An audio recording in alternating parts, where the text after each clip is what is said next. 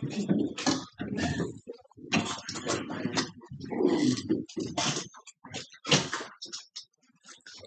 to the March 3rd, 2026 St. Mary's City Commission regular meeting.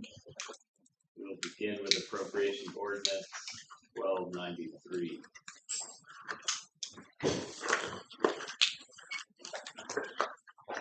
Comments, please. I don't have any comments of the small one, number build wise.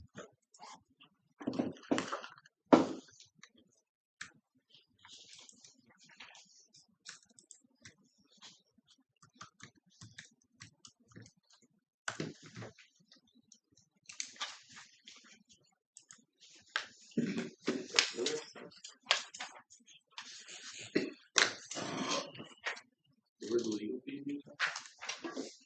Canop, it's in the middle there, I think. Oh, I see. You guys got that?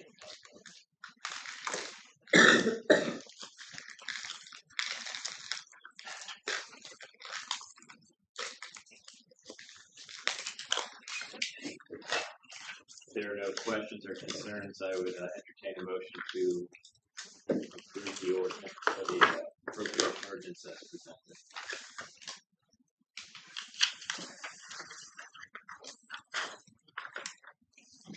I move to approve appropriation ordinance 1293 as presented. I have a motion. Do I have a second? Second. Motion and second. All those in favor vote aye. Aye. There are none opposed. That's approved. Next item is the proposed minutes from the last meeting.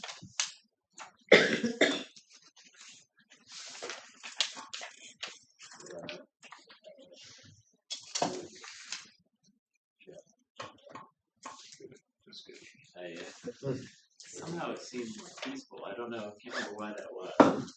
All right, those are good. Thank you. Any additional agenda items? Take the garden club. Been a request to make that. Well, let's see here. Are you excited to be here for a long time? Talk about ordering in a second. Do you want to talk about Aflac insurance? We'll just give you an update on a proposal. Okay, so we can put that at the end, sort of Yep. internal. And you wanted to add a discussion of refuse at the end as well. Yes, the refuse fund, yes. Refuse fund. So let's see.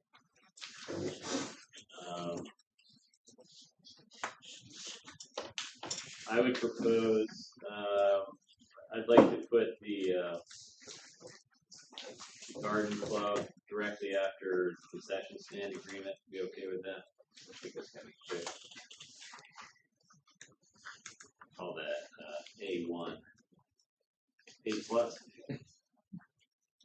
Garden club, and then call that the Aflac and refuse fund at the end. November Oscars. Anything else? Good. Oh yeah, the generator. Kansas Power Pool proposal. Euronet asked that meeting. I sent that out this morning. Okay. So we put that at the end. Kansas Power Pool. Okay. The first item, concession stand agreement for 2026, which is really just a continuation of what we have in place, correct? Yeah. Do you need any discussion on that? Just keep everything the same as last year. This would be the third year. You know, when we put these out, we you award it 1 year with the option of making 2 more additional years if that's to be satisfied. So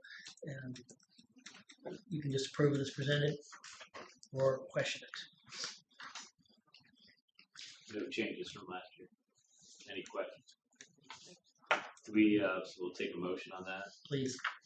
I would take a motion to approve the concession stand agreement for 2026 as presented. Move to approve the concession stand agreement as presented. I have a motion. Do I have a second? Second. Motion and a second. All those in favor vote aye. Aye. Aye. And any opposed? There Next item is the request from the Garbage Bucket. Thank you, very much, President. We'll be hosting a public dinner at the Armory on Friday, April 24th, seeking a waiver for any fees or costs.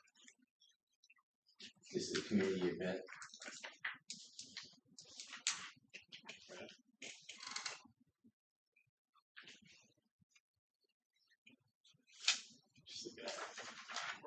Yeah, it's a prototype flyer. There they are, the raised flower basket.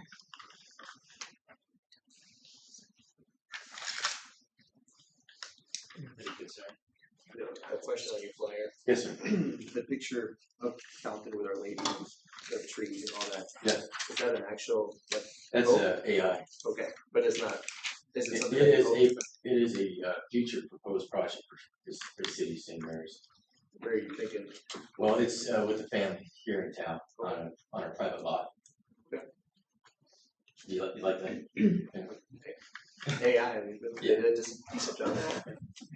Actually, Yeah. So, just a consensus, do you have a question or something? Thank you, sir. In the previous meeting, there was discussion about flower baskets on light poles. yes, sir. What was kind of the conclusion with that? We decided to just go ahead and do that. He's covering all that. Bob's remaining concern was, initial concern was covering the maintenance part. He's gonna cover all that.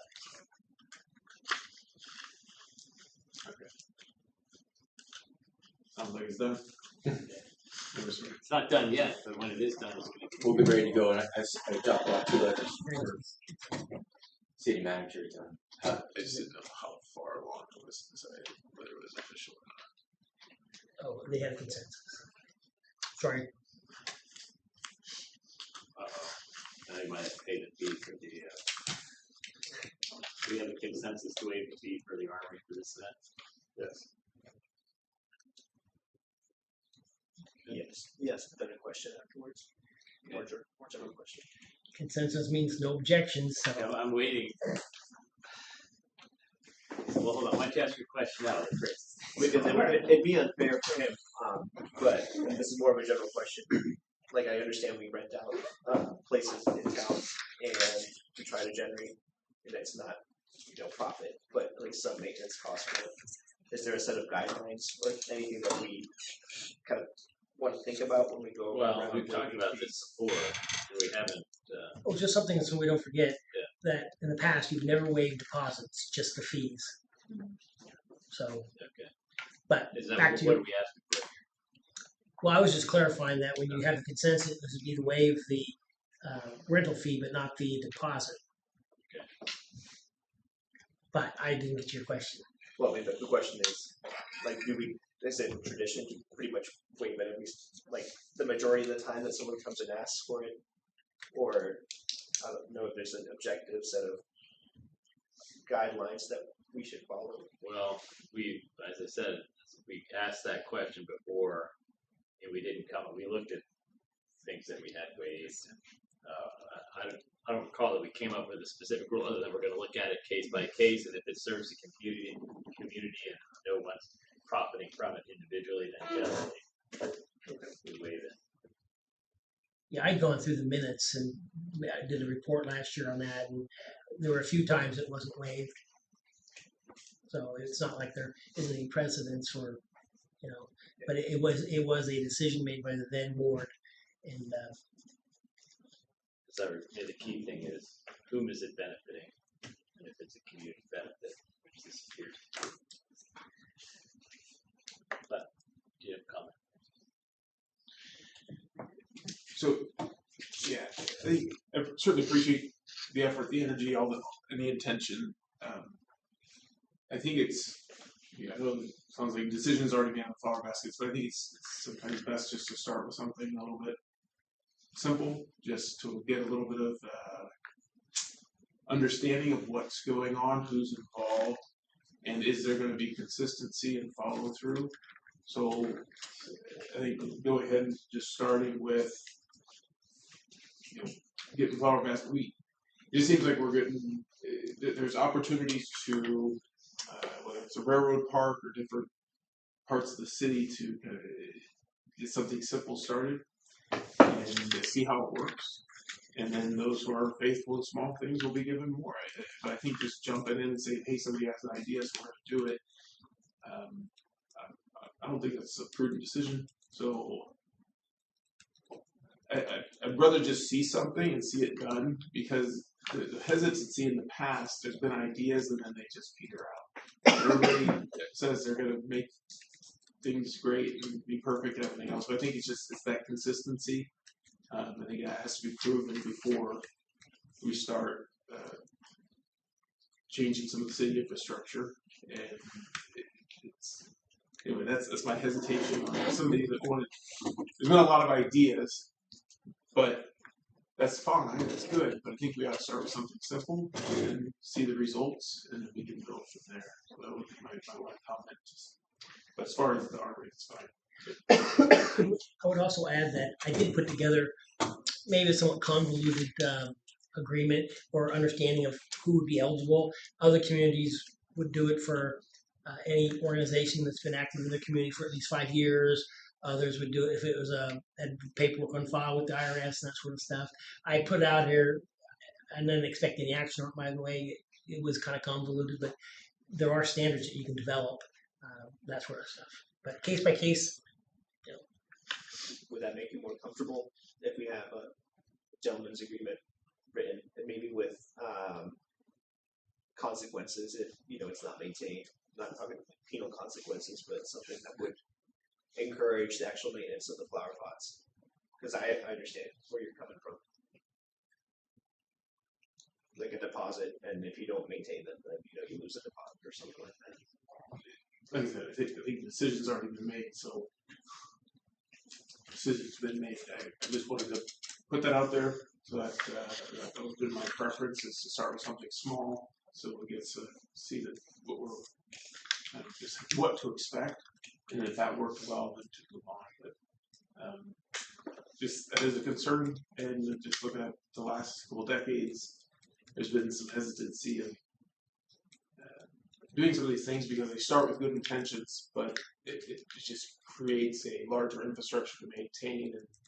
And discussions on the streetlights over the years have been, the general outcome has been keep them simple, clean, and a lot of cities. When we were looking at the streetlights, when we would go around to different cities and take a look at what they've done, it just seems like everybody's got a great idea. Put something on a street light, and some of the cities have 14 zip ties and hose clamps and doodads and knickknacks and everything all over the place. And it's just been several commissions have been approached with different ideas, and we kind of held off for the most part just because we wanted to keep it simple and clean. So I've been a little hesitant over the last year almost on doing something on the streetlights. I prefer just to start in the railroad park. We have plenty of opportunities. People have tried that in the past, and it just hasn't lasted because it is a lot of work. And so I know you got great enthusiasm. You've been going pretty hard on this, Greg. If I may respond, Sure. And I definitely understand where you're coming from. There's a lot on my credibility going forward. If the flower baskets fail, it's all on me, and all of this will go out the door. So everything is riding on how well the flower baskets on Main Street will be maintained, because everything else centers off that. If that is a failure, then none of these other projects are going to go well either. Mm-hmm. So I cannot allow that to happen. I got too many volunteers backing me up just to ensure that this will take place and go well. And I could give you a full outline of how this would be carried out if you wish to review it. So I just want to bring that up, just some of the history and some of the decisions made over the years. But I wish you well. Thank you. I would carry out the duty successfully. I guarantee you, to the best of my abilities. But the back of the topic at hand is that you're okay with the yes. Okay. You will waive the fee for the meeting or for the event. Thank you very much, Jim. Appreciate it. Thank you. Next item on the agenda, Cornerstone Hill plat.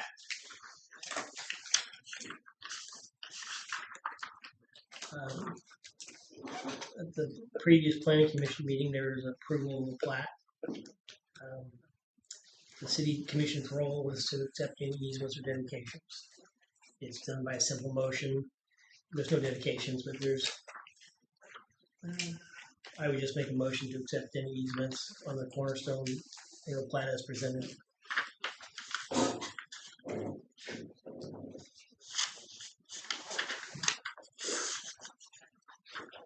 Any questions or comments? Okay, and I would entertain a motion, as Maurice has stated, on the accepting the easements as presented on Cornerstone Hill plat. Mr. Mayor, I move to accept the easements on the Cornerstone Hill plat as presented. I have a motion. Do I have a second? Second. I have a motion to second. All those in favor, vote aye. Aye.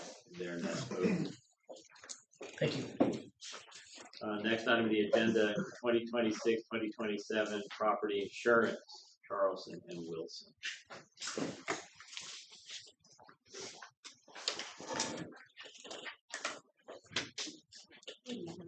Hello, Brooke. It's nice to see you. For anybody who doesn't know me or who I haven't met with, I'm Brooke Steiner with Charleston Wilson Insurance, and I've been working with Maurice on the insurance program for the past 13 years. Tonight, there's nothing that needs to be voted on. They don't have the renewal quote yet, but I did want to come in and offer just a bit of peace of mind. I know the past couple of years, we've had some tumultuous renewals with, windmill deductibles and premiums and things like that were not so much unexpected within our industry, but were definitely unexpected within the city commission. And this year there'll be no deductible increases, and the premiums will stay between 3 to 5% increase, part of that being rate and part of that being inflationary. So this evening was more to just introduce myself and to tell you I'll have the formal proposal for your review at the next meeting. Any questions? All right. Well, thanks for making the trip. Absolutely. Thank you for your time. Cheers. All right. Next item on the agenda, following up the last couple of meetings, I think AT&T used the public right of way, and Raphael wanted some language added. You know, if you saw it, I think that's what we were looking for. So the city attorney added one sentence at the end of paragraph 5. So Which reads, any damages to public property or infrastructure resulting from construction activities will be promptly repaid or restored at the expense of the licensee. And I took a deeper look at the entire agreement, and it is very city friendly generally, so. So at this point, we need. I think since it's actually an agreement, I'd ask for a motion, and that would be to approve it and have the mayor sign it. So that is. So Raphael's good at this. Raphael can construct that motion. I would entertain a motion to accept the AT&T, the agreement for the AT&T use of public right of way, and agree to have it signed by the mayor. Is that okay? Both of those? That'd be fine. Yes. I would move to approve the utility permit agreement as presented and have it signed by the mayor. I have a motion. Do I have a second? Second. I have a motion and a second. All those in favor vote aye. Aye. And there are none opposed. Good. Electrical project, Fifth and Bertrand. Don's here. It's still the same thing. You texted them. Did you get a hold of them today, Don? I tried, and they both said the same thing. They're waiting on pricing material. So until they get that done, no quotes. Did you have a comment first? And Don, thanks for checking on that. Did they have any comments on the project as a whole? No, not really. Right now, their engineers done got that, but now they're waiting on pricing and stuff. So they don't know anything till The wire price, the conduit, the boring, everything comes in. Did they say it was a difficult project? Yes. With the highway, the water lines, the sewer lines, just the everything. Thanks. Thanks. We have some things related to each other there, because the next item on the agenda is we'll table that, item F, Foxtrot, the digger truck. And we have the same two quotes you want to start. Yes. And then I'd sent out a comparison of the two, and Don followed up on the difference in the chassis. Yeah, the one did 4x4, which we don't need in town here. Everything we do is pretty much on the streets, off the streets, in and out. But I did price a 4x4 through Alltech just to see the difference, and it was 15,000 more. So it still come in 28,000 cheaper if we went with an Alltech 4x4. But we don't need it. We just need a 4x2 spine in town. I hate to prolong this, but did you ask the other company for a non 4x4 to see how much that price would go down? No, I did not. No, I Just did wonder wonder. I mean, why it would drop. right. Well, if Alltech said 15,000, take 15,000 off their price. Go to 290 or something. Yeah, it's still coming in way higher than what the Alltech is. Right, so we need to decide, first of all, If you're gonna buy it, and if so, are you how. gonna pay cash, you're gonna do a But see, lease that's where it's purchase? tricky, because we don't know yet how much this Well- electrical project might cost, and if we're looking at electrical rates. Well, This could be two significant costs in the year, based on what you put together. so in the draft audit, Yeah. we started this year with 292,000 or 255,000 in the carryover. Okay, I put this. I sent it out Sunday. Yeah. I went through all the funds because of the refuse fund situation, but the draft audit is going to show 2.532 last year in revenue, 2.569 in expenses. Keep in mind now that we had a one-time unusual expense of 238,000 of that bridge project.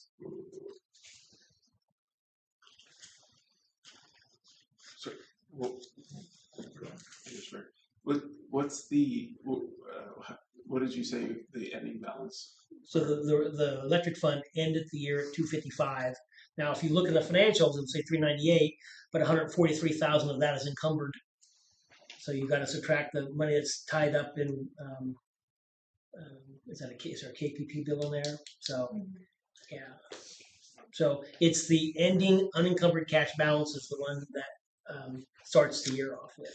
And I'm sorry, but for your, I don't know if I'm sorry, I just don't know. For your budget projection, we were anticipating we were gonna get a truck, correct? Is that included, so is this an unexpected expense, or is this? No. We put numbers in line items for making money available. Right, And then if a truck comes up, we need the truck, we do that. If something else comes up before that, we do that. I'm just wondering, is that amount, do you know that amount? Cause it, Well, that's why I put the sheet together to show you how much you spent last year and you dropped your beginning balance by 40 grand only. So, yeah. well, I've noticed that with together, we've had costs over the last 2 years that are analogous to this cost. We've ended up okay, but yeah, I'll wait. Well, there's the difference for last year. I'm just trying to see. That's right. Carried over. We need to have the work session for the next meeting. Just doing big, basic numbers, so I don't know the particular, but the past 2 years, we've had a project of 270,000, and then last year, 238. Well, of that 270, 238 was paid last year. The previous year in 2024, we bought a truck for 275,000, and then that wasn't shown there. Okay, so if I could just finish my thought. Yes. And this is a cost which is analogous to those two costs. And so it seems as though, even though we're not maybe being quite as granular as we want to be yet on, this is one of those CIF costs. seed will be fine. I'm just not particularly comfortable because we don't know how much that project might cost that we haven't gotten a bid for yet. And if that's gonna happen this year, that's another one of those unanticipated costs. So, Mr. Mayor, there's a lease purchase option where you do a resolution, you pay for it over for up to 3 years. You get competing bids from the bank for interest rates. And the only caveat is those have to be worded in a way that you don't obligate future commissions, and that means the city wouldn't have to budget for it the next year if they decide not to, and the bank would have to take it over. That's just the way those things are worded. So there's another option if you don't think it can come up with the whole amount. Well, I think we can, but then that ties to the rate discussion. Cause that's where you get your money for paying for electricity. Anyway, that's a big unknown. That's my only point. It's a big unknown. And we want to talk about setting the electrical rates. I mean, do you have any idea, order of magnitude, how much that project could cost? Could be 50 to 150. I don't know. But you don't think it's gonna be as much as one of these trucks? No. No. But it's still significant, that's all. But is that something we could push off a year? Well, To me, we kind of need the truck. I mean, it's got to be dependable. Yeah. Well, I think we all agree we need the truck. It's just a question of how we're gonna pay for it. But without that additional unknown project cost, I'm comfortable paying for it with cash because we've had similar expenses the last few years, and we're covering it. Right. Those are my thoughts. So anyway, if anyone else has any, I'm happy to hear that. But you kind of need to know tonight that we're gonna buy this truck. They're kind of wanting to know. Prices could change in here.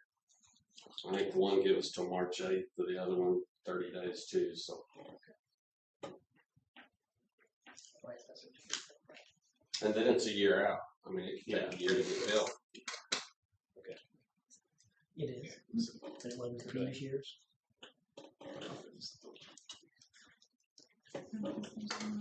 While we're discussing this, so the CD renewal, right? Is that in a particular fund? And I'm not suggesting we not renew it and instead just take the cash. But what's the history behind the CDs? The CDs are a way to get a greater return on investment for the cash carryovers. You don't really, it's not like it's a private individual has money that he stockpiles in a CD for a rainy day. That just, when you look at our beginning balances, that's all in there. So it's not like free and, able to be spent necessarily. So you're saying if we don't renew it, it's not like there's gonna be 300,000 in the bank? Yeah, we don't, it's not gonna, if you spend that money, it draws down the carryover. Okay. But that's something for another discussion on how much a carryover there should be. So, but yeah.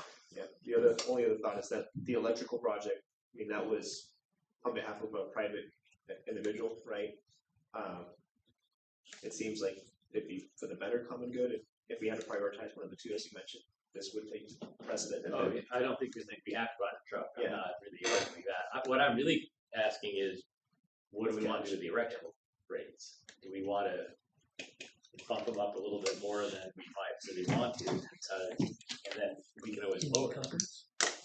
I mean, I think the optics of increasing the electrical rates for our private projects, Yeah, well, to keep that a little bit. I mean, eventually, yeah, but it might not go down as easily.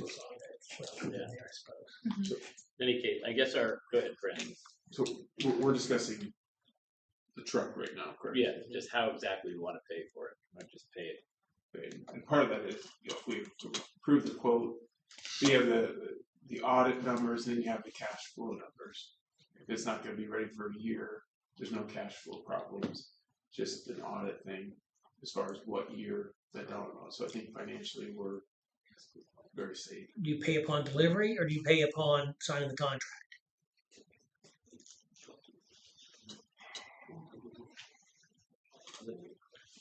We've done it before, I just can't remember. I can't either. But let's take it as, either way.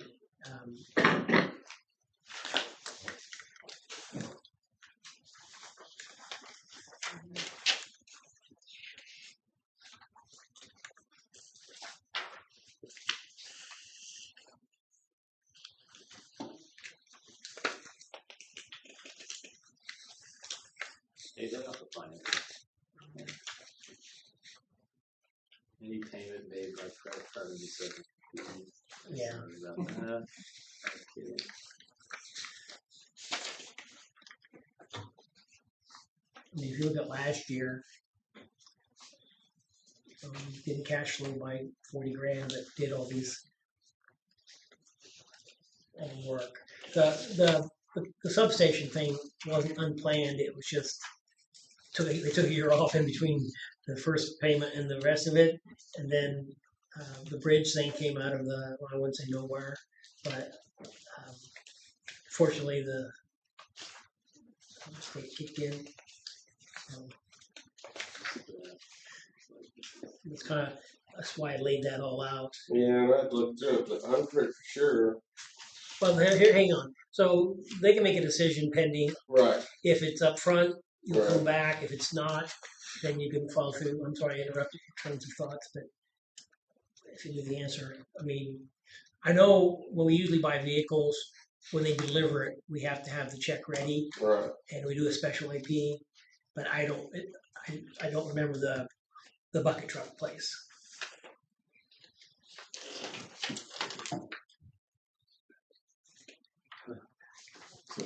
As I'm reading this page 8 of 11, so this is just below the price. The way I'm reading it is, we pay upon delivery, and also makes the comment that they're going to try to stick to that price. Right. But if something goes nuts with the market, Right. parts, materials, the price Could be a little higher. might vary. So with that in there, it's going to be payment upon delivery.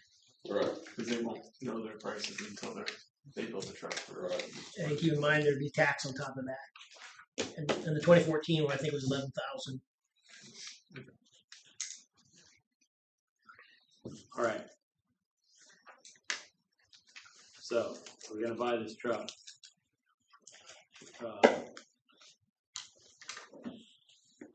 And what do you need from us? So I guess we need to. I think we should just buy the truck. Yeah. Well, it's kind of odd that you're going to make a decision not based on an actual price, but I guess you have to.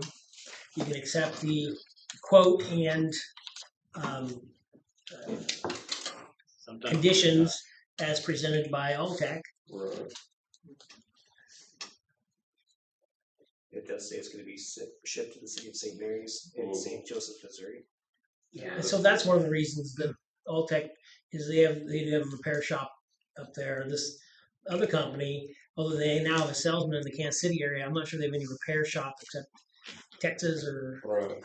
But they got a guy that travels the highway. They do Evergy's trucks. They do Blue Skins trucks. Their mechanics out traveling every day. We're talking about Alltech or the other. Alltech.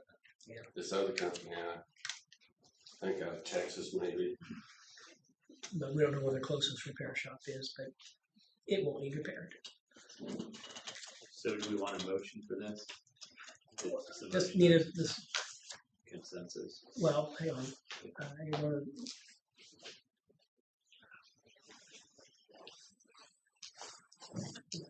Wait till everybody's done. Oh, wait. Can you still look at some stuff over? Yeah.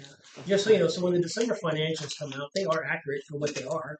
But one thing that happens is payroll split the year, and for many years, our auditor, different auditor, never corrected that. Now they pull back some from the beginning of the year, so when you look at the payroll, it's light. When we get to the end of the year, they pull that back to whatever it should be. So that's an audit adjustment. And in this year, we have a Kansas Power Pool bill. It must have came in late because that's listed in the encumbrance for 100-some thousand, I guess.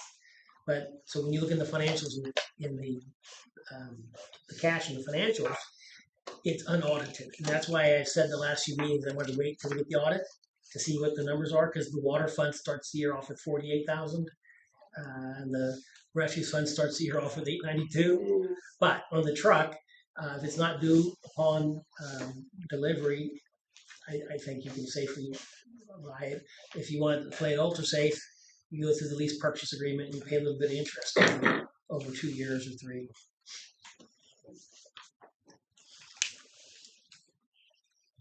To get public comment. So, is this a motion was my question? Yeah, I'd say Or to purchase motion it, to accept accept the, the quote from Alltech and as presented, I guess, would cover the conditions. okay, so I would, entertain a motion to accept the quote from Alltech for a new digger truck, quote with their conditions, paying with cash upon delivery, I think is what we're looking at. Very Mr. Mayor, I move we accept the Altech digger truck quote for $267,748 as presented. I have a motion, do I have a second? Second. I have a motion and a number of seconds. All Who- those who in got the favor, second? aye. Aye. Aye. Yeah, give it to Joe, he talked about it. Who got the second? We'll give it to Karen. All right, here are makes. Sorry, Joe. Just want to make sure. So we'll try to motion a second. All those in favor vote aye. Aye. And there are none opposed. Thank you, commissioners. Appreciate it. All right, the next item on the agenda, 10-year plan, comprehensive plan. You wanted to come up? Yes, I have a question before. We're going to the next agenda. Yeah, because, thank you very much for forwarding. Just a question, two questions. You said that, It's like 40 grand. Hold on a sec. now regarding the Gotta have 'em. the purchase of the truck, which I completely agree is the benefit for the community, but the other conversation about the private investment. You said that investing in the light electricity project will rise the rates of electricity. Can I explain, can I ask why? Well, not necessarily. Okay, so We just want to make sure that we can pay for all the things that we want to do and we get that money through. thank you. And number two, there was another premise that I think is not true, and I'll explain myself because I'm one of the private investors of the other project, which is not gonna be benefited for the electrical project is not for this project. Eventually, a piece of it could benefit, and we're planning over $3 million investment in a piece of San Mary's. And without this electrical project, this is not viable financially. So this kind of investment will bring significant sales tax revenue for this town in the next 10 years, and bring a lot of benefits according to the model that we saw. Because we want to bring new businesses, we organize business and give more space to the current businesses in town. So the premise that the general premise that said that a project is going to benefit a private, I don't think is a fair premise, and we would like to discuss further with the town about it before you take a final decision. And we have been following the quote for the past 60 days, and we're happy to have a discussion about it. So, can I follow up on that a little bit? Just going back a couple months now, because I brought this up and kind of kept it on the agenda to try to get the bid or estimate for the project. So just make sure we're all on the same page. When I brought it up, I had gone out and met with the property owner, Yeah. another gentleman, and it's my understanding that the project, they want to use a certain amount of their lot, and because of where some of the utility poles are, it's restricting the use of the lot. So, because you go back to the infrastructure, Yeah. how many decades, long before I was born, some of this stuff was put in place, and things change. So is it really helping out a private investor? Well, to a certain extent, every city enhancement helps out different people at different levels. And it certainly can be I think there's a lot of gray in this one, because it's not like we're doing something specifically to help somebody's investment. It's more of that the city has infrastructure put in how many decades ago, who knows, that is restricting the use of property. And should the city move it so that somebody can use the property? Does the city have the right to have infrastructure to restrict a piece of property? gets into easements and different things like that.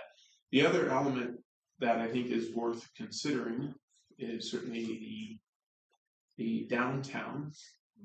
The city's put a lot of effort into the downtown in the last, I don't know, 10 years or so, with the streetlights, the sidewalks, and the response with the downtown businesses has been very impressive. And anybody that took a look at the recent sales tax report, I think it's pretty amazing just what the revenue is on that. So taking a look at the downtown, taking a look at our old infrastructure in some of the areas, it is, I think some of it needs to be updated. Just where some of the transformers are, where some of the poles are, it's kind of restricting use of that area. And yes, there's a property owner, investor, I don't know how the setup is, they're looking at doing a fairly large investment on that. And so when I looked at it, yeah, there's a gray, because we probably wouldn't do it if somebody wasn't trying to do a project. But because somebody's trying to do a project, sometimes that's a great opportunity for the city to take care of infrastructure needs. And we've done that over the years, where there's been a little gray. We see a property owner trying to do something, so the city comes in and says, well, while you're doing that, we'll also do some infrastructure upgrades. I don't think it's complete black or white on, is this a city or a private investment? I think for me, there's a win-win here, because the city can clean up some infrastructure, they can get it modernized, just where our transformers are, the alley access in there. So, But the first step is just getting a ballpark on what the price will be. I don't know what it'll be. It can be, I have no idea what the estimates are. So that's where we're at in the process. Hold on, I will finish. That's where we're at in the process. We are still waiting on an estimate. And once we do have that estimate, then we'll at least know what we're talking about, and we can go through some of the details of the project. So I want to make sure that's clear, because there is, it's hard to really know, but I think we're still at that first step. Let's just get an estimate and then we can move on. I appreciate that, Commissioner. If my compliment, most of the private investment in cities around some areas, they usually go ahead and ask the cities for tax exemptions. And that's the kind of the model that people look for. And you can go across the board and look for that. We're not looking for that. We're actually investing to develop something in some areas that is worth it, not just for the private investment, but we're doing it for the business that we're in town.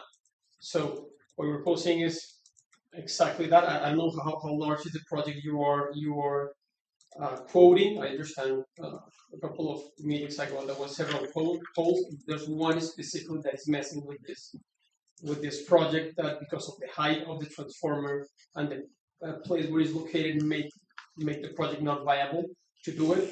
So working together, as I have stated in the past, the public and the private, we think we can all invest to develop new infrastructure in some areas. That clearly is needed. Thank you. I go. Thanks. All right, so item G, golf, 10-year comprehensive plan. I think our handout for that is here. You want to begin that discussion? Hopefully quick, but just thinking about it, we've had a lot of conversations on this. I think the general idea is, can we get a list of all the assets? And I think just doing the easy stuff first would be a good start. Just the vehicles, equipment, and any known projects coming up. And even if we don't know the cost, but just list the projects. And once we have that, I think then we have something to work with as far as starting to put in those, the long-term plan, the dollar amounts that we'll have to use as our annual transfer, and then we'll be able to get that all set up for budget season. So I think we've kind of talked about 10-year plans the last couple of meetings. What is the next step? Here's an option to consider, and that would just be getting the list of vehicles, equipments, projects, any major expenditures that and if we have a list for that for mainly the water, the sewer, the electric, we kind of have it for police, and then that'd be a great start. I know, sorry, Maurice, you've been trying to get a work session set up. I don't know if that would be an ideal time to knock one of these out for that particular, part. The work session was a request of Bob about street department, about the chip and seal process, or switching to a different process. We didn't have that work session because it was set up by the previous commission, and then it got so late in the year they're going to be gone. We postponed it. But any kind of work session could cover any of the departments if that's what you wanted. Well, if I could be more direct, I think it was suggested that we fill up our Lent with work sessions as a I think you did suggest that. as a form of mortification here. We have done. Did we schedule any last time? I don't think There are no work I didn't sessions. schedule it for this. The only work session we talked about was if we wanted to have one for the property renewal, and that was decided against. Oh, okay. But we have been talking about having one for streets, and I agree. I think that this should be part of any time we have a work session with a department. We should be populating this or looking at this, trying to populate. So that's not on the agenda, but we should think about. I guess to be even more direct, like should we schedule, like give That's what a couple dates, like what's our availability? Go ahead, Frank. I think before the work session, maybe it would be good to have the list. Because if we have the list, then I think the work session can be much more effective. But to have a work session just to get a list of assets, I don't think to me that's a waste of time. I think let's get the list as complete as much as possible before the work session, so we can have a work session on the list. May I recommend a blend here where we schedule the date and we ask you to provide a filled-in list by that date for us to discuss at the work session. So then we're moving forward. Yes, you could suggest that. Seems like you just did. I think that would. I agree. Well, Yeah, Bob already wants to have a streets work session, right? Correct. So why don't we start with that one and try to do some work in between time to populate the sheet like this.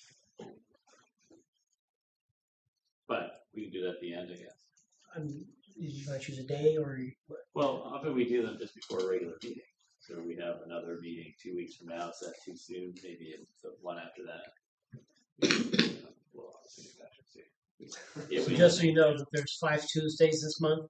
So after the second meeting, there's a 3-week between the next meeting and the next month. Is it too much of a rush to do it 2 weeks from now? I don't see why it has to be.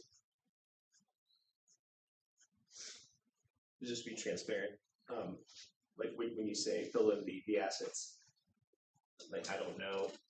I guess in my mind we would be asking Bob to give us the list of assets. Yeah, well, Okay. yes. What I've been intending to do, and have not done, is to sit down next to Maurice and look at his current budget and just separate out on that budget, the things that are recurring and the things that would go on here. And then we could ask Bob separately if there's anything missing. And then, so, I don't know what else you were thinking you would add onto that list that we don't know about.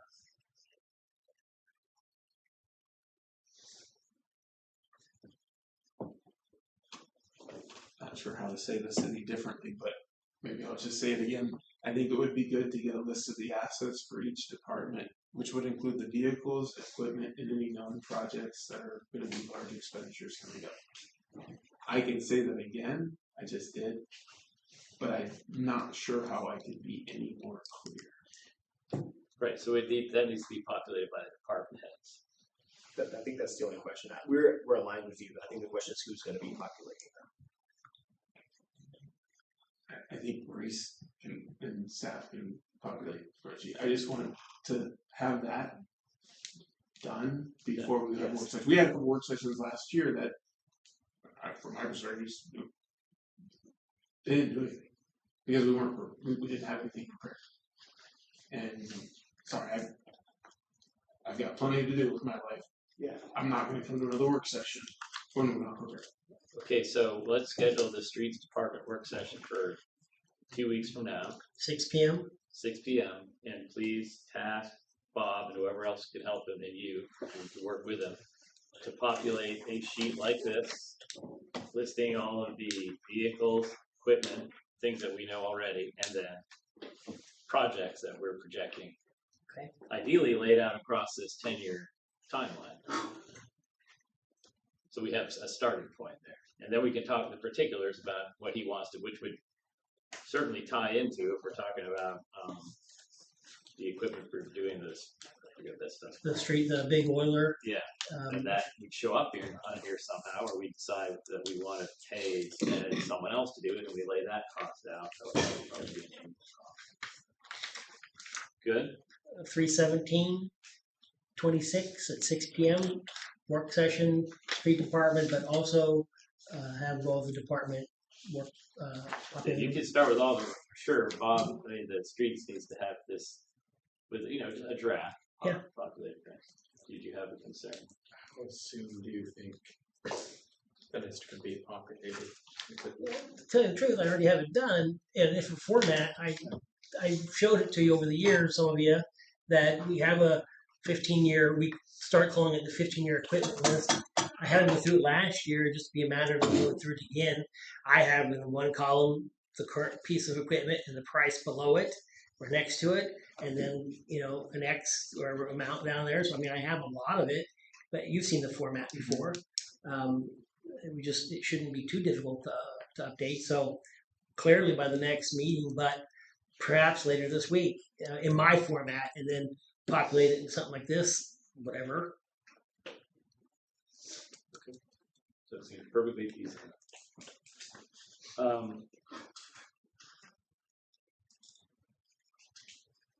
I just want to understand the thought process. So we have something coming in from the previous year, and then those next 3 lines are things coming in for you add those 3 revenue source would be the total for income for that year, and then you'd add that to what's coming in. Is that what that total line is at the bottom?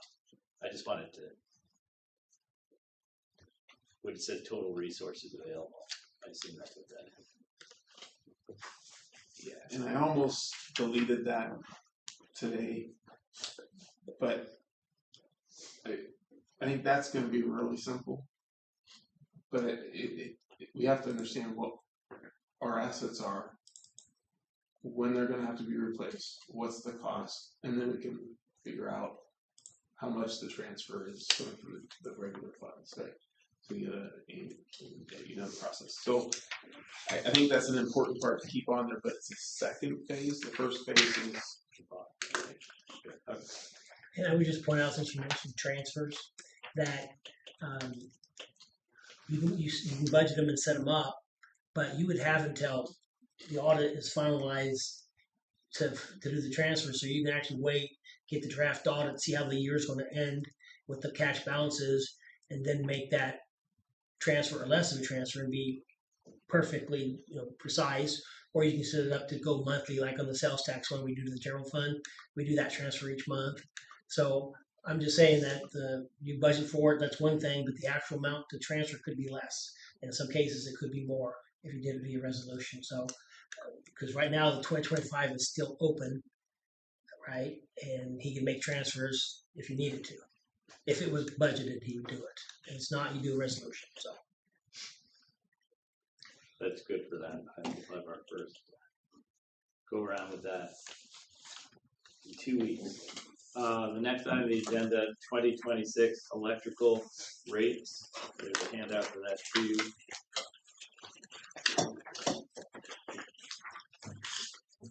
You can start that, for instance, it's your document.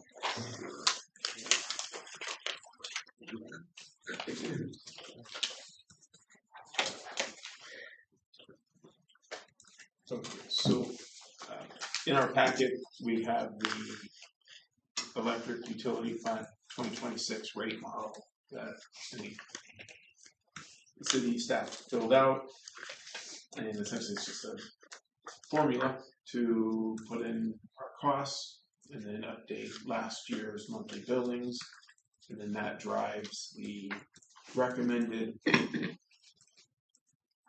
kilowatt hour charge for the various components of the electric fund, and then also it drives the energy cost adjustment base rate.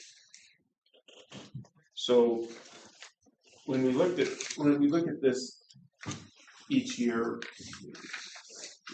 the formula does produce a rate, and we kind of take that rate as generally, from my understanding, we take the rate, then we step back and say, well, what's the reality? And then we consider carryover balances, what's driving the rate with projects, capital improvement projects, and then there's a couple other things just looking at the previous year's kilowatt hours used versus historic norms, and just the variables that come into play.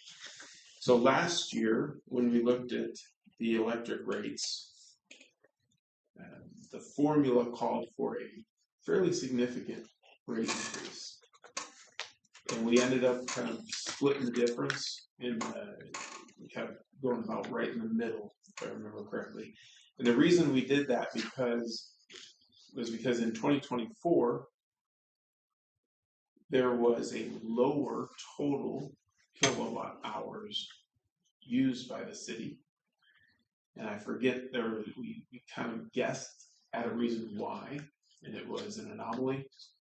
So we anticipated that in 2025, the kilowatt hours used would go back to the norm, and that would also increase our revenues. And if you take a look on the sheet, I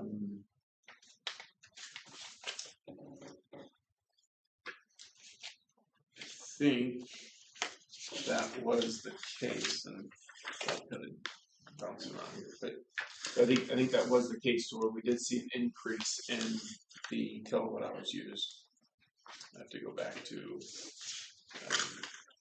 the budget. So anyway, so that's how we kind of took a look at the big picture back about a year ago when we made a rate adjustment. So when I looked at the rate model this year, and also our carryovers, expenditures. All right, I'm kind of trying to remember back here a little bit. Okay, so if you go up to the handout here, if you take a look at Electric Fund 2024 revenues and Electric Fund 2025 revenues, 2025, you'll see an additional, what's that, $142,000 and change. So plus $142,000. So that kind of increase in usage, increase in rates, did kind of bring the revenues up. Probably not as much as I had anticipated, but we did see an increase in the revenues. And that could have probably just been a rate increase. So I didn't dig into this as much as I should have. And then also last year we predicted the end carryover balance, cash carryover, not the audit. We predicted that to be $400,000 to $500,000. The cash carryover was $398,000, which was off a little bit. Some of that was the insurance. Sometimes also saw another line item that's kind of brought a little bit of tangent, but the office meeting training for 2025. It was normally 10,000. That came in as 30,000. Do you remember what could have changed on the office meeting training line item? There's a couple things in the electric that kind of expenditures were a little bit higher last year. So anyway, our prediction was pretty close. So we were pretty close to what we thought we would end up with. And that was a prediction based on splitting the difference from the rate model recommended increase to what our previous rates were. So looking at the upcoming planned expenditures for 2026, main one that I have in there is the digger truck, which we just approved. I did not put anything for any additional projects. So around 300,000, and then take a look at there's the current rates, and then right below that, the rate sheet recommendation. This is the major components that drive the final rate. You have the energy charge, that's just the KPP charge. The delivery charge, that's all of our labor and the maintenance in vehicles, fuel, and things like that. And then a capital improvement charge. That's kind of that 300,000 divided by the total kilowatt hours.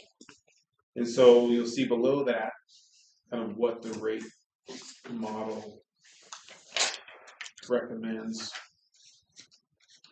which is a pretty decent price increase, which is kind of normal because the rate model, what the model does is it takes the budgeted expense for power, which we always overestimate expenses, so we just don't want to have a budget.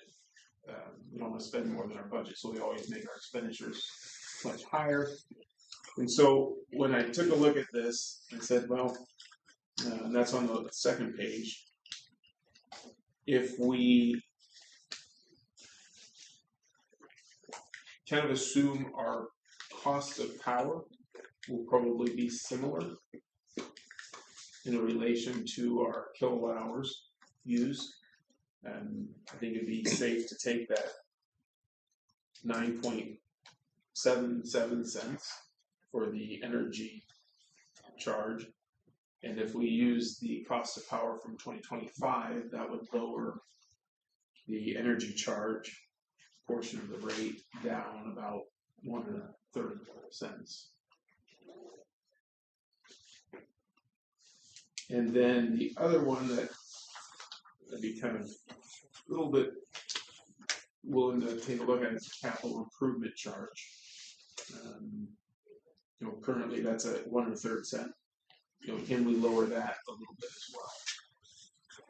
Francis, about 17,000 or 18 with that GovTech software we got to pay for that. That's right. I knew. Okay. Yep. So another unknown, unpredicted expense. Oh, yeah. Thanks. Yes. So yeah, and those will happen. So I'm trying to.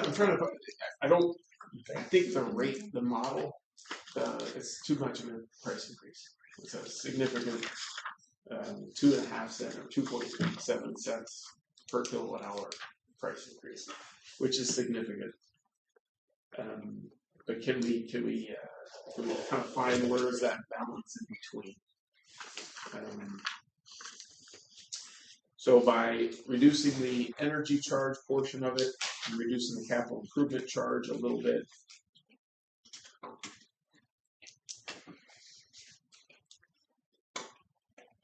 That capital improvement charge, sorry, not to interrupt, but I'm going through the spreadsheet as we're talking. That capital improvement charge is based upon that number. It's actually in the spreadsheet set at $250,000. We know for sure we're going to be spending $270,000. I assume that's the same. Well, it depends on how that is. The truck is categorized by the auditor. We put our stuff together. They follow the gap mindset or whatever. We put numbers, make money available. Well, I'm just the 0.0133 seems to come out precisely from that assumption of $250,000. We know that that's a low number. Based upon what I have in front of me, that we know. I'm just trying to tie these numbers to this spreadsheet that are generating those values, and so. So you're saying that should be increased to mean when what? I change it to 300,000, instead of that number, then it goes up to 0.0160 or whatever it's worth, which might suggest that. So they're not 1-to-1 comparisons here. So this is something that we did the same thing last year. The model came out high. We brought it down. And we're fine. I just don't want to be, given that we've already committed $270,000 to that.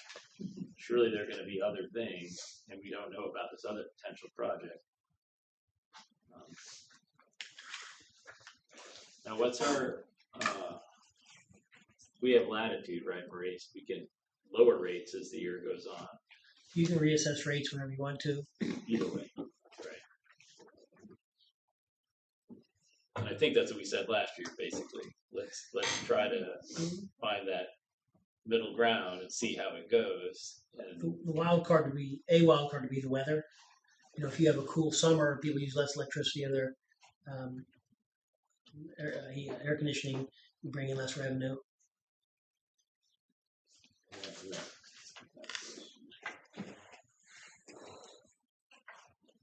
Okay.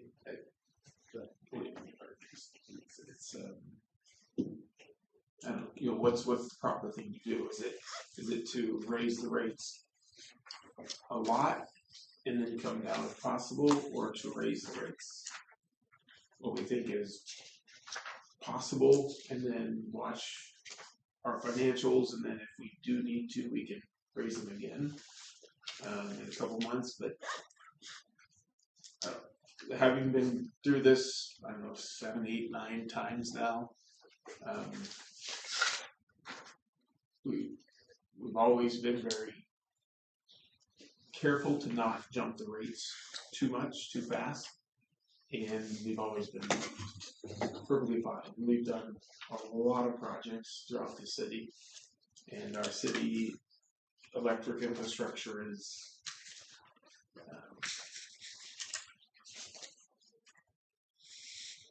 I think it's pretty much complete. If you go through there's a couple small projects down in the industrial park.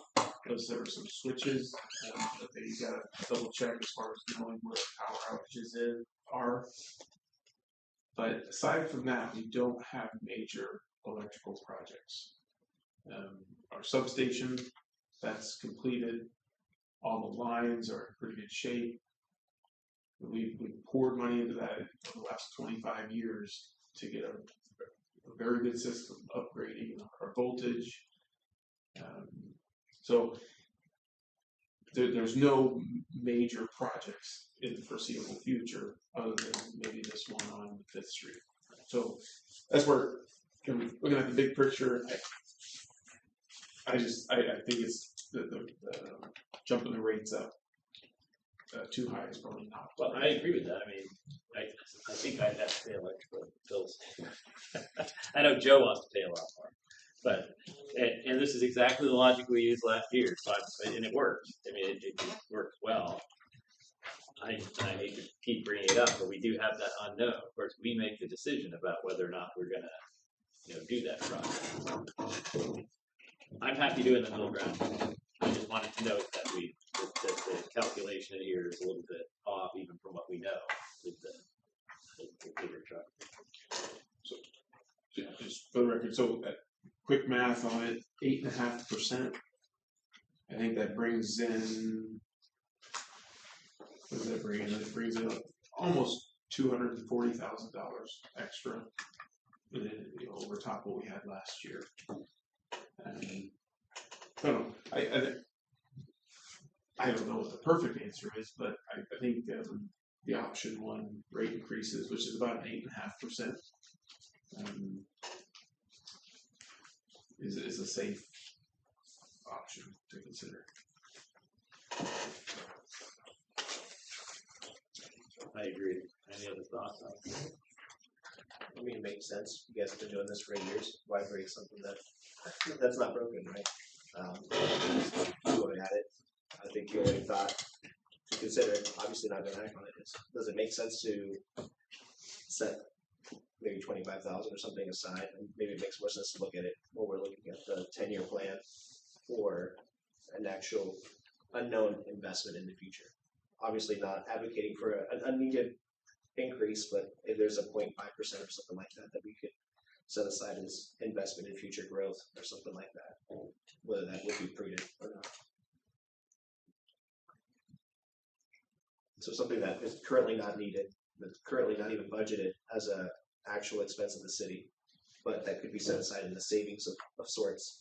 So then in the event that there is a question that comes up in the future, is like, hey, this is a project that is way beyond what we budgeted for as a $500,000, $600,000 project that would be really beneficial for the city. That we're within striking distance when that occurs.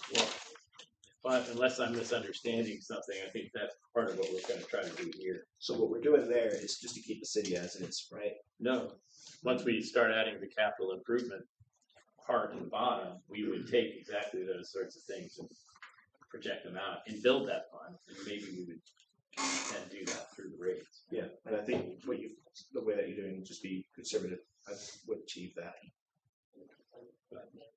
So on page 7 of the rate model study, rate model formula, this is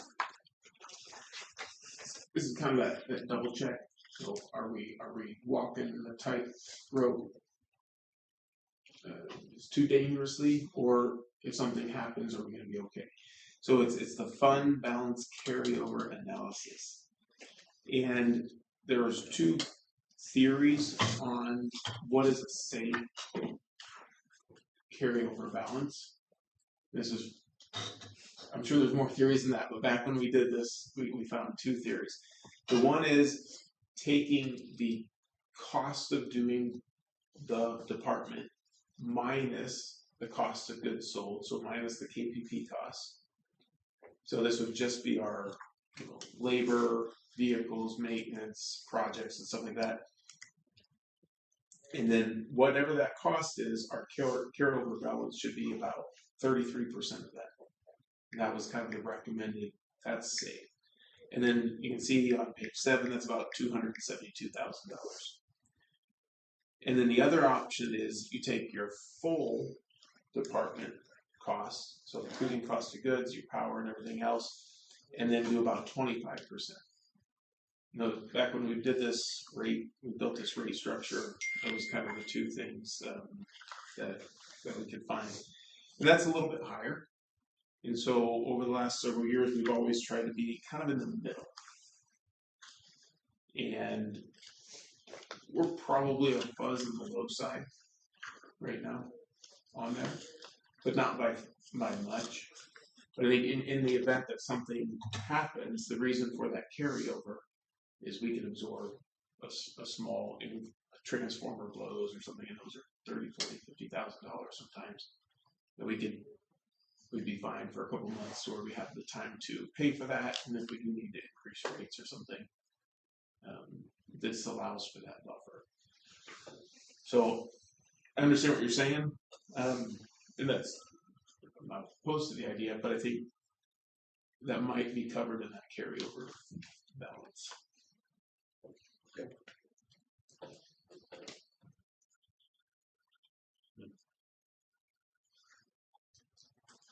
We were definitely sitting right down on just the cost of power, carrying 33% of that.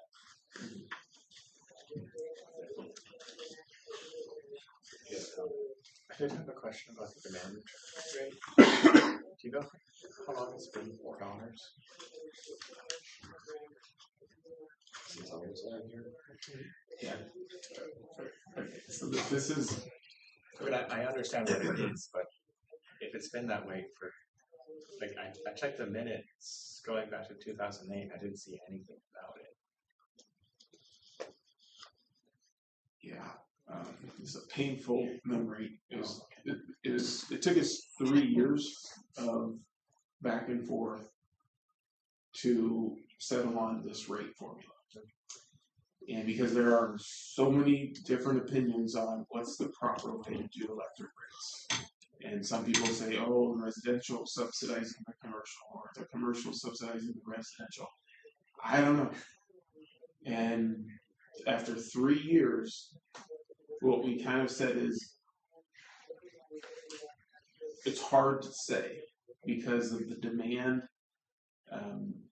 During the summer, that's typically where the air conditioners are going, and then you can take what the demand during the winter, even with all the businesses going full bore. I could see that argument going both ways. So what we ended up doing is we said, well, let's just take our large power users and call those commercial. So I think we picked 45,000 kilowatt hours a year.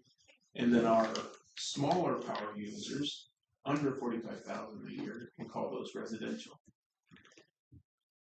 And we take all of the kilowatt hours sold.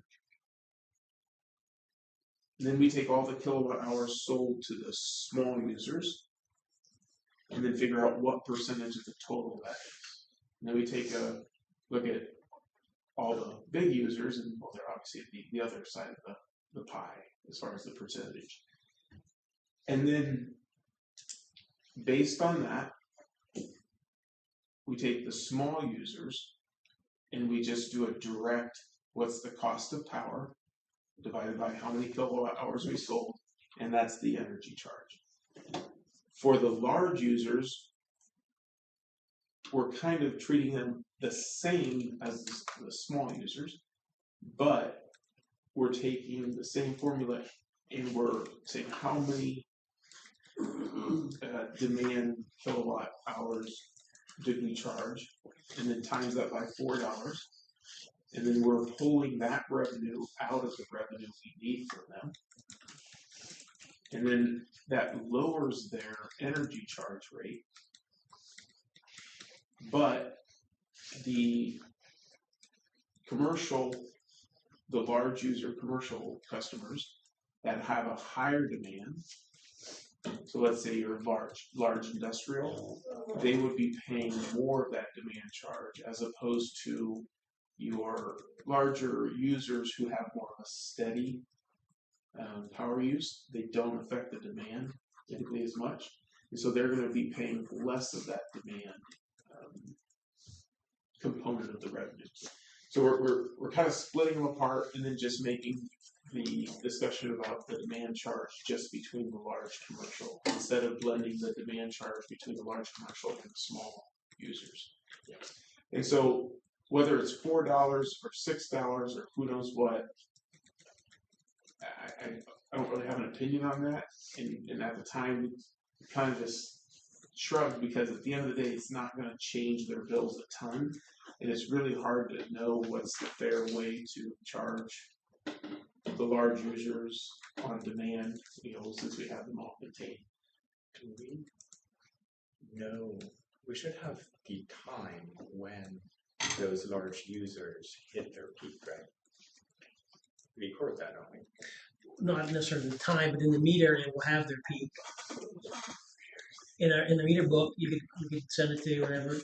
It's trying to line those up. It's So I would be interested. AI might be able to do it, but that's a recent I would be concern. interested in seeing it. What is the city's demand rate that the city pays? Yeah, And City- then how correlated are the large users? If they're You- highly correlated, that could be a huge expense. we've never been able to do that, but the city can peak at 10 a.m. in the wintertime or 2 p.m. In the summer. But it's so difficult to pin down without.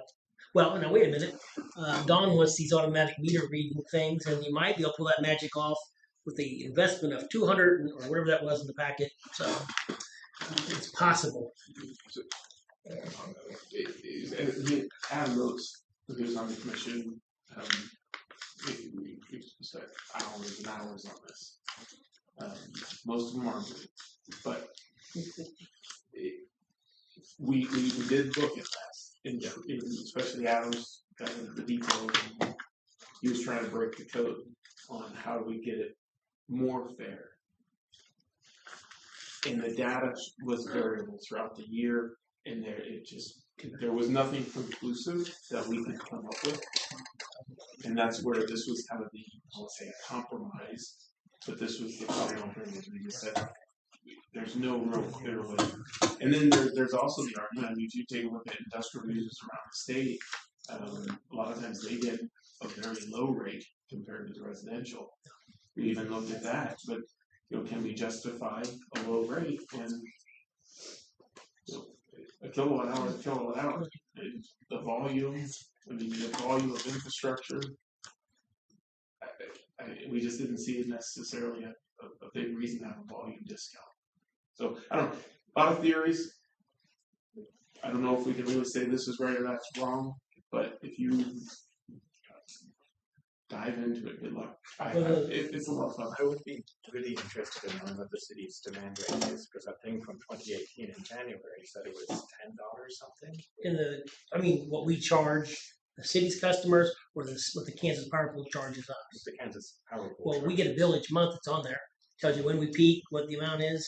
You can do that. But as far as about volume, we looked into that too. I mean, usually the only way someone would get a discount is if they use enough that there's an overall discount, and we don't have anything like that going on. But there's other reasons. But $290,000 for the electrical infrastructure and the automatic meter reading, with a $22,000 a year recurring cost. That doesn't include water. You piece that in over the next 4 or 5 years, but you might be able to get that kind of data through one of those automatic meter systems. But be ready for the electromagnetic frequency folks lined up in here. So, and that was just because these salesmen come around and want to quote the system, and this gun's probably quoted it 3 times. So that's why it was in there. I just dropped it in there. I didn't say why, and then Gerard asked why. I said, well, just FYI. Oh, yeah, right there. Screenshot that. So just in those years that we were working on the rates, and plus a couple more years, so about 5 years, if I can recall correctly, we went from our KAP bills being about, I want to say 30% of the bill was related to the demand, and 70% was related to our usage, so the kilowatt hours we used. It pretty much switched 180 degrees to where 30% of our bill, the minority of our bill was based on our usage, and the majority, by a long shot, was based on demand. And it was always fun when KPP came in and tried to convince us that they were actually lowering our rate. And yes, they lowered our usage rate, but they jacked our demand through the roof. So we chased each other around, the tree multiple times. But that's where there's just so many variables on the inputs. That's why it took us 3 years, and we ended up getting, I forget his name, but he's a rate engineer that does this for cities. And Don H. thought he came up and reviewed it with us, and then he's the one that kind of finalized it for us. So Gaston, is there really, it's hard to know if there's a right or wrong on it. But it was a lot of fun. So all that having been said, and Gerard's volunteering to do the next version of this and argue for hours with Francis taking Adam's place, I think what we want to consider is option 1 for the rate increase. So an 8.5% increase, basically, rather than something significantly more than that. Let's see if we're right.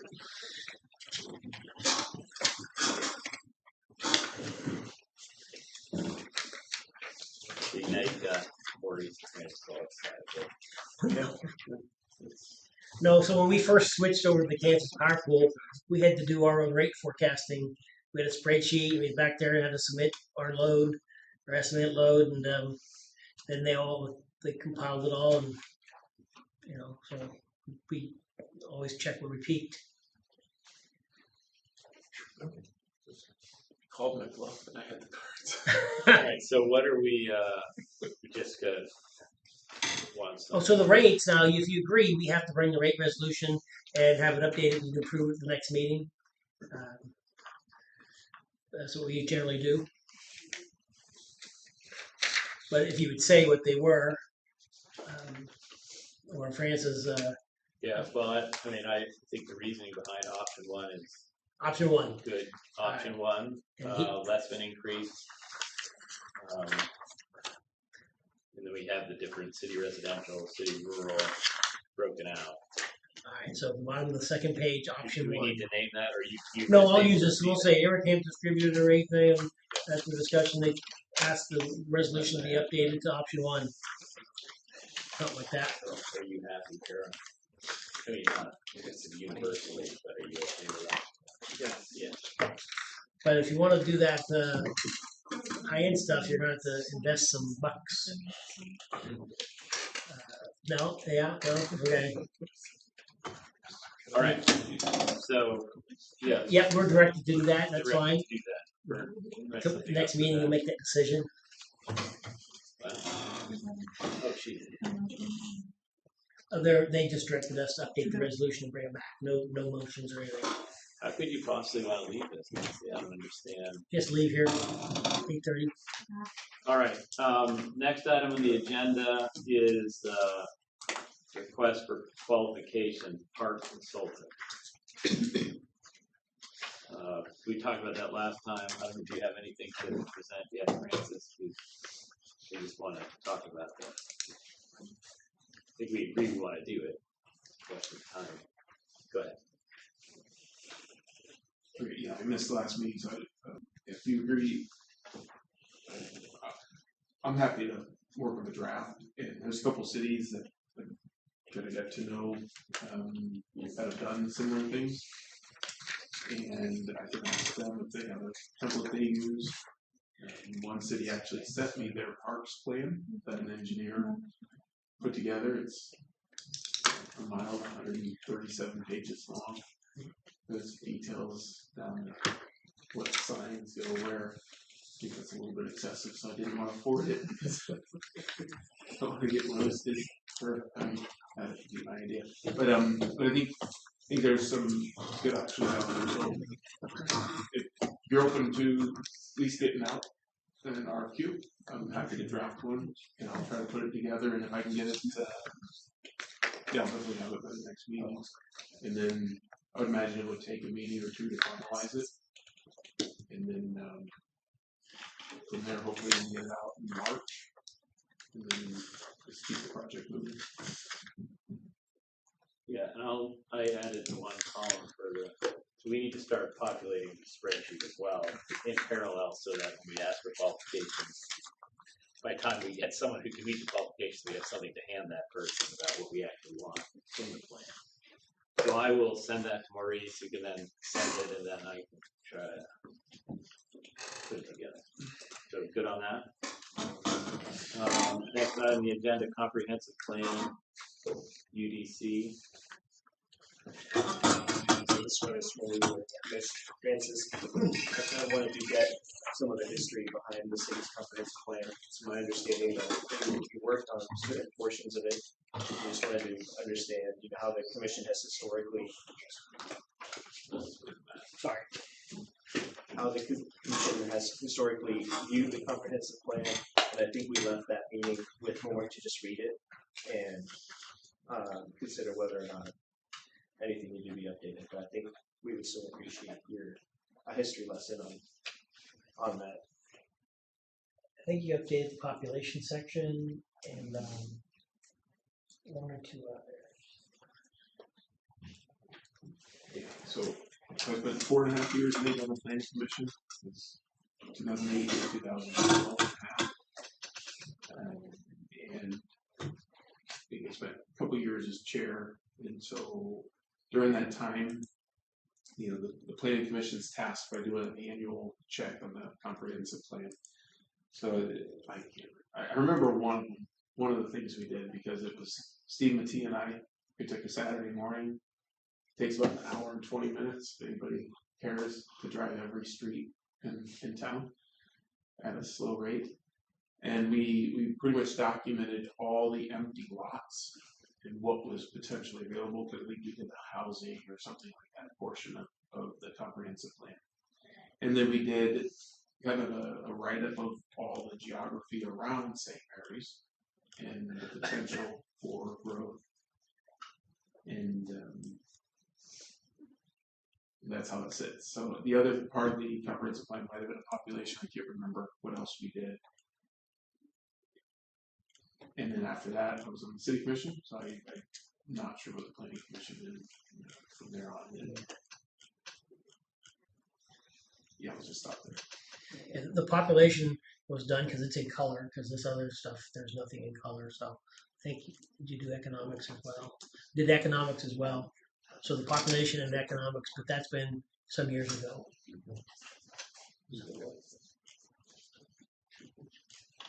I mean, in your opinion, is that something that we should recommend to the planning commission to look at again, or is that something we leave to them to do on their own initiative? So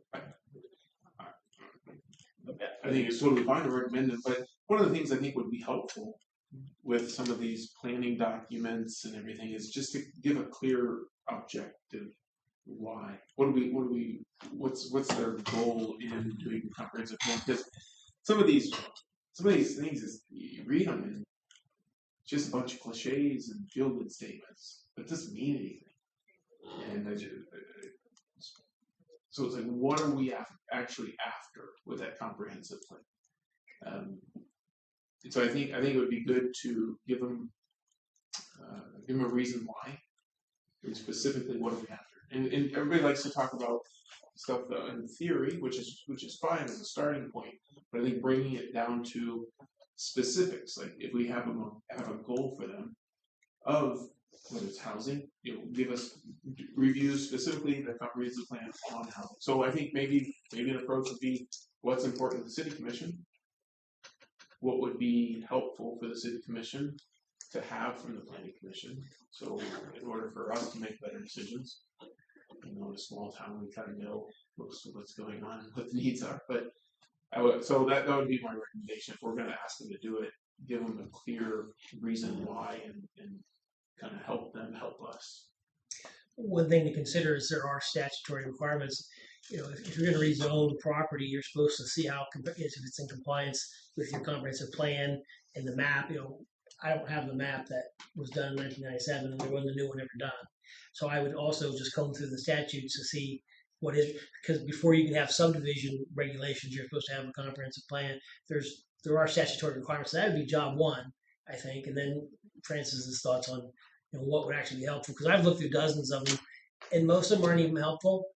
Most of them are boilerplate. They could be hundreds of pages long, or they could be whatever. But I mean, you could do something, that where the planning commission could do something that could be helpful.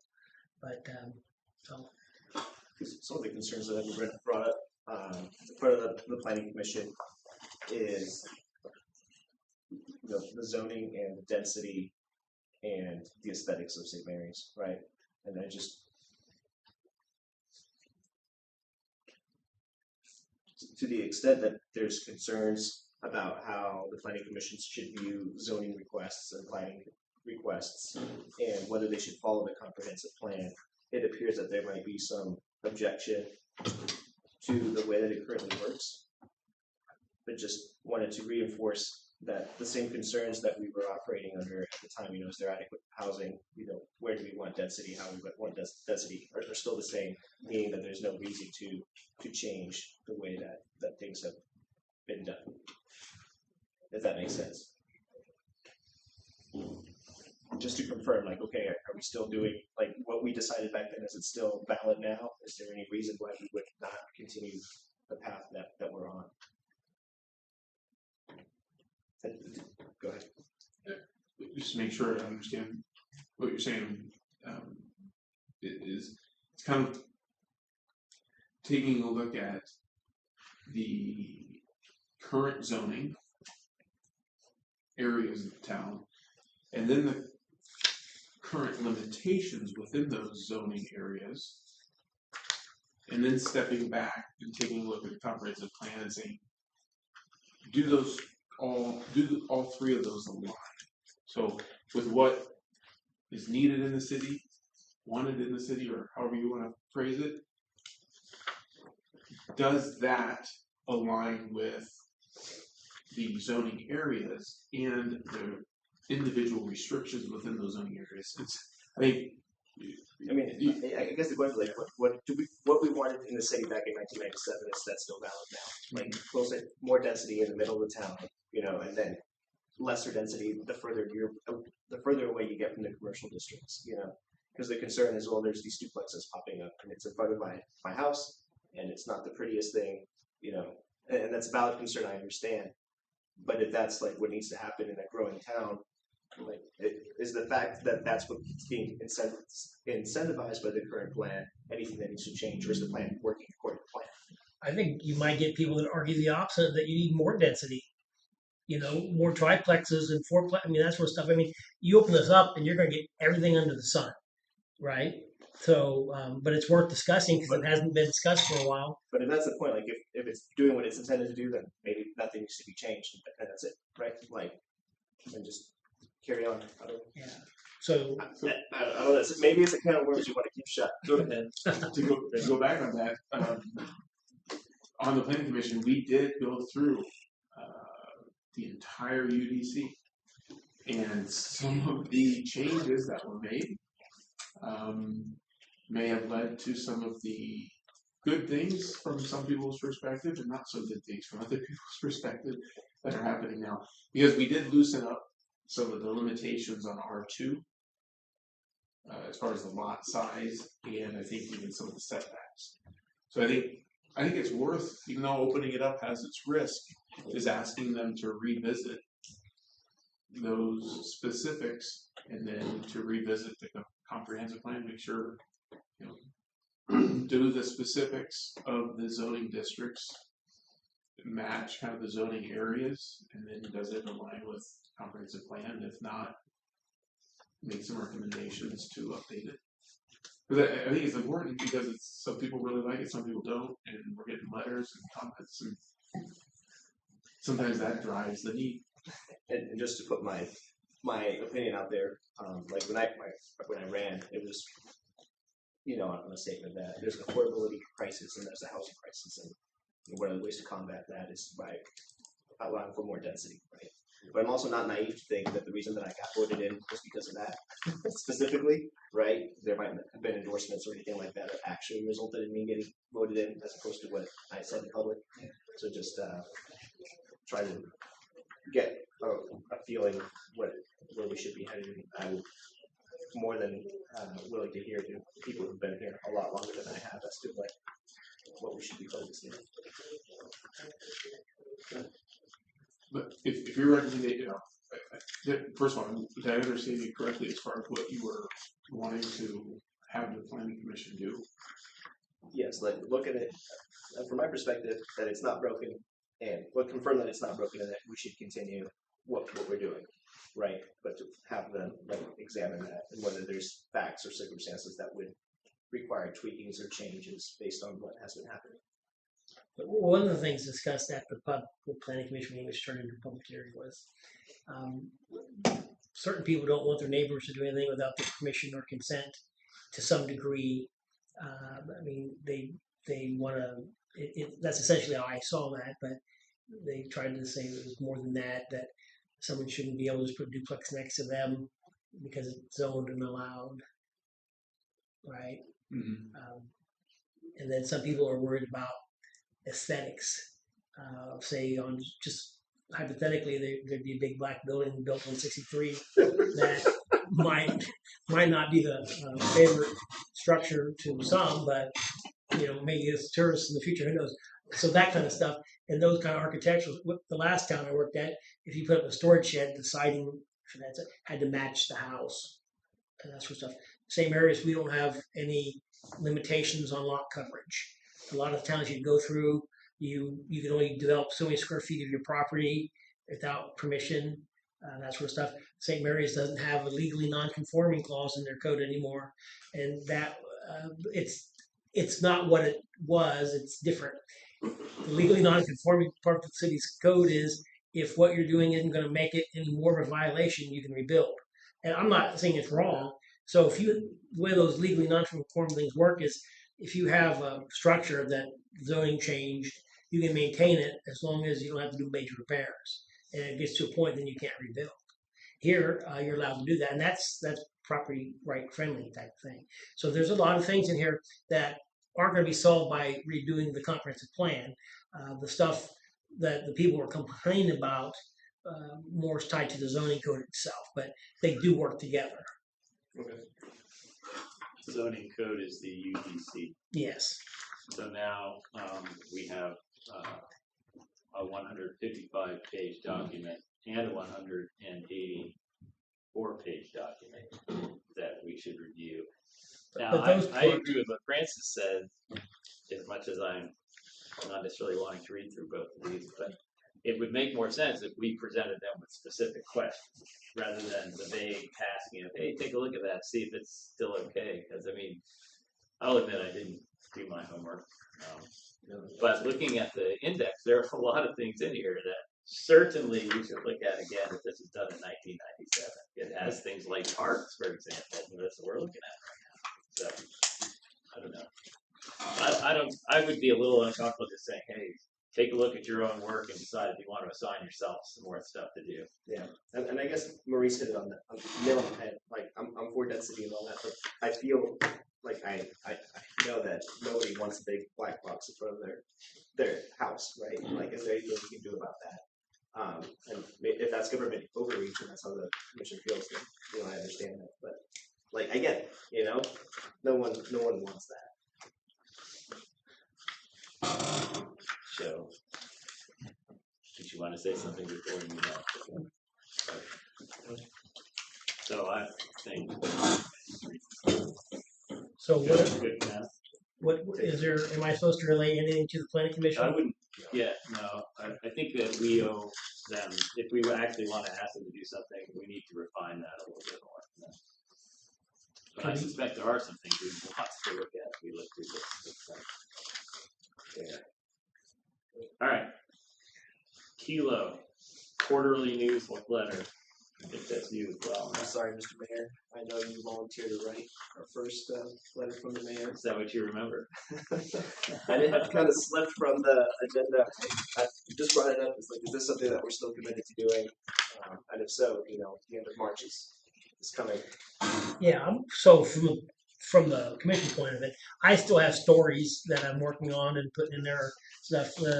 I have a brief history of the library. It's about 4 pages, but I wouldn't put it all into the document. But do you want to have a political page in there where you each, comment, or do you want to write something? And if so, what do you want to write? Want to be a strong term in this case. I thought we were going for the most junior commissioner. There's no, it's not Dickens here. We're not getting paid by the word. Give me 2 cents.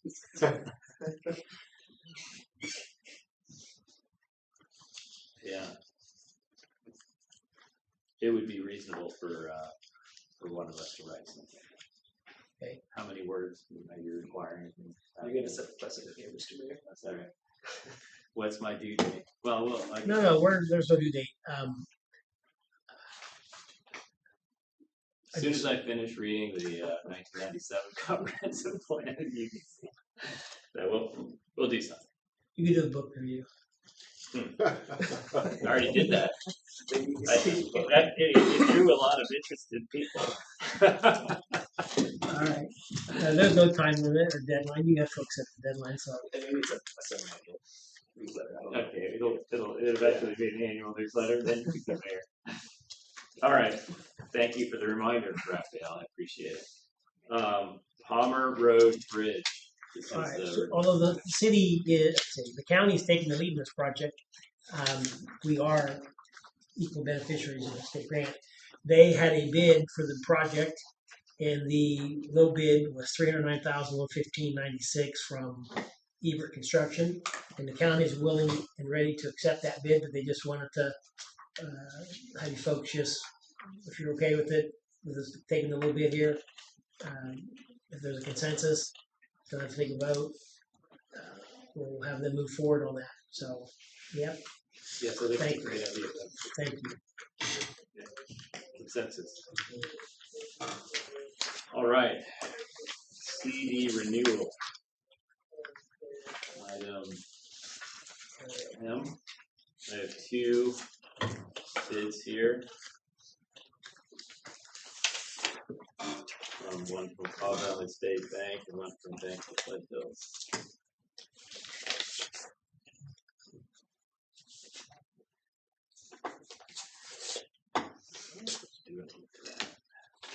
All right. We vote for certificate of deposit 36101. 36101. With the amount of $255,958. Okay, we'll look at Bank of the Flint Hills first. The Bank of the Flint Hills would like to submit the following bids for that certificate of deposit. 6 months at 3.91, annual percentage yield, or 12 months at 4.00. So once again, 6 months, 3.91, 12 months, 4.0. Bank of the Flint. Caw Valley State Bank. Dear Commissioners, please consider our bid for the above described certificate of deposit with an annual percentage yield of 3.85% for maturity in 6 months, or at 3.75% for maturity in 12 months. So they wrote it differently, but the 12 month is 3.75 and the 6 month is 3.85. It's the same thing we saw last.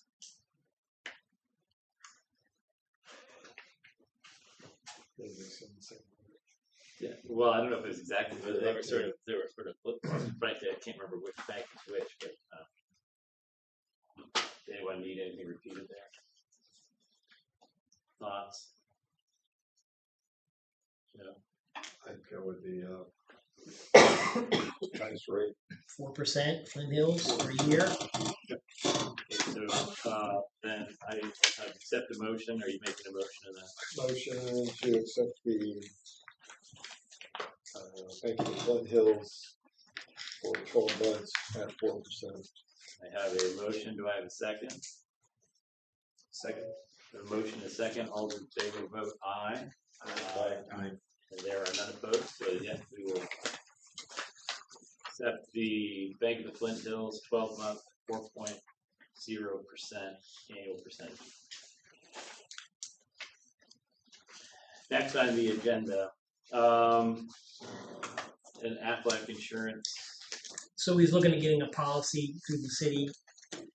We're gonna have a meeting next week, see how many employees are interested in. It would be like $25 a month per person. Okay, some people wouldn't join it because they already have an existing policy that has a better rate or program. So we'll just come back at a future meeting and see what that's all about. Okay.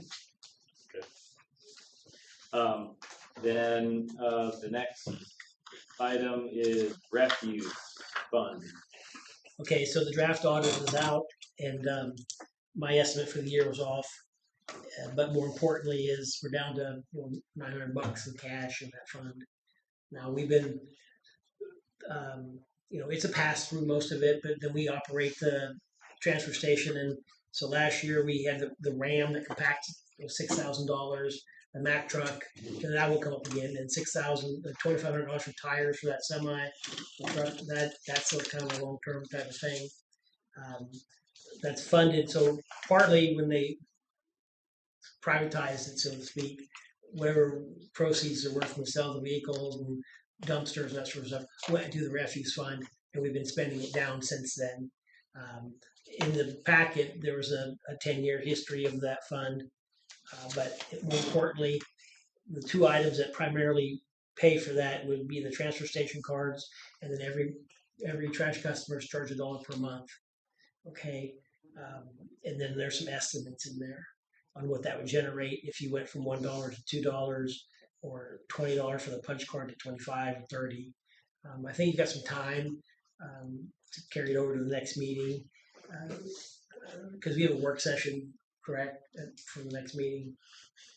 Yeah, well, for street. Yeah, but this is street and refuse. I mean, it's I just want to understand your math.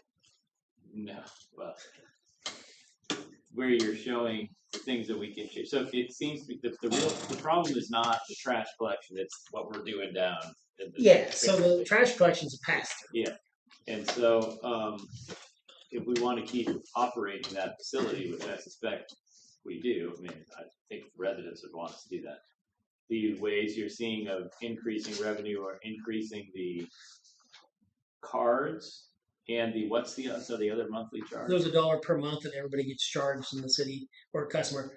So $12 a year, it all goes for back. access to it. Yes, just to have access to it. And so we could get if we were to increase the cards to $30 and change the monthly charge to $5, we could increase that by almost $70,000. 15, but so that's the reason the work session would be helpful. Is you can maintain that transfer station down there without the city owning a truck to haul it, because you can do a contract with Tri-County or somebody else to pick it up. So don't think you have to maintain a semi or a big truck like that. Also, that Ramjet, we fixed it last year. If it was going to be too much, Bob says the trash doesn't have to be compacted. It can be put in there loose. It just means more trips to the transfer station, which you just, but we fixed it. So that's why last summer, if somebody may remember, I wanted to have the refuse tied to the street work session. I still do. Yeah, well, looks like we will this time. And I think 2 weeks later, this information will still be the same, Yeah. and you'll have had time to think about it. If that makes sense to you. So, but there's generally two yeah. Okay, so once again, to make sure that our work session is productive, Yes. we'll have the data for the 10-year plan and some options. Well, the options are there, but Well, but in terms of cost, I mean, how much does it cost if you hire someone to take it away rather than owning the truck, that sort of stuff? well, we would know. We could ask Tri-County, but we wouldn't know how many trips there'd be, per year. But we could estimate it. Bob knows the tonnage. Yeah, I would think he knows something. You know what? That's what I'm missing here is the tonnage and the trips. We should be We able have to that predict somewhere. how many trips we'd have to pay for it. We've done that. Yeah. All right. Anyway, The last item was, I just had KTP written here. I'm sorry, I didn't follow exactly what you wanted to address. So,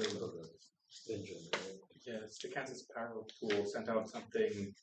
Apparently, they are under contract to get 4 3-megawatt Caterpillar diesel generators, and they have 24 member cities, and they apparently expect at least 4 of them to be interested in them. I am very ignorant of this subject, but I was wondering is that something that people who know more about electrical utilities would. I think the idea was, I've talked to Maurice about it, and, what city was it that did it? Where they just took that in, bought an engine, and then just ran it during the peak period. so our member cities have turned over control of it to be told to run it during storms or whatever, that sort of stuff. I don't know what this is all about necessarily. I looked at it a little bit. It just seemed like an awfully costly endeavor, and they're looking for some sort of cost share, and there's proposals, and I just don't know how that would work here. So I never responded to because they sent it out. I mean, are you interested in finding out more about it? I can see if somebody from the power pool can come talk to you. There is a deadline coming up to have a proposal and that sort of stuff, but. Or I can set up a phone call if you want to speak to them individually, just to answer specific questions. I mean, I would be interested in learning more about it. I know so little about the subject in general. That's the issue. 3 megs might run the whole town. With 3.5, whatever. Peak was 3,935 in January. Like I said, it wouldn't quite be enough to run the whole town. No. Well, some rolling brownouts. So the time is short. Probably you'd have to hire an electrical engineer to, we could maybe have Electricom look at it. That's maybe who we could ask to look into it for us. Their consultant, their electrical engineers, they've done our substation work, and ask them to do it, or you have the power pool people come in. Well, Garrett has volunteered to be our new expert on electrical rates and all things electrical. So They have emails on there. Hey, listen, phone call. they respond to the email, so there was an email on that. Feel free just to email them and see what they know or would give you. We meet again 2 weeks, but it's. I mean, I think the deadline is April 9th or Yeah. something, so it's like we can have 2 meetings and it would be. You have a special meeting, Well, anyway, Special meeting. yeah. Raphael likes that, but it's still in. So we're relieving of that.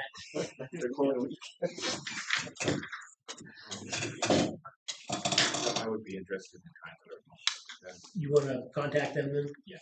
So on that, link that you sent out, the email was in there for that one guy, okay, so very good. And if you need something from me, let me know. Okay, reports? So it's the city, Lakeview Dam up there is classified as a high hazard Class C dam. Requires a triennial inspection. I thought we just did it, but I looked at it. We have to schedule another one between May 1st and April 30th of next year. I'll probably contact the folks who did last year, which is CES or something like that, and get a quote from them. And if it isn't much more than last year, I schedule it. But if it is more, I'll come back to you and talk about it. So. Is that it? For reports, yes, I put a lot of information in here about the departments. This is something I could have printed out to go over. So the draft audit's here. I've asked them some questions, and there's one thing that maybe should be an encumbrance, but I'm not going to worry about it. And I said I did estimate the expenditures for the refuse fund too low.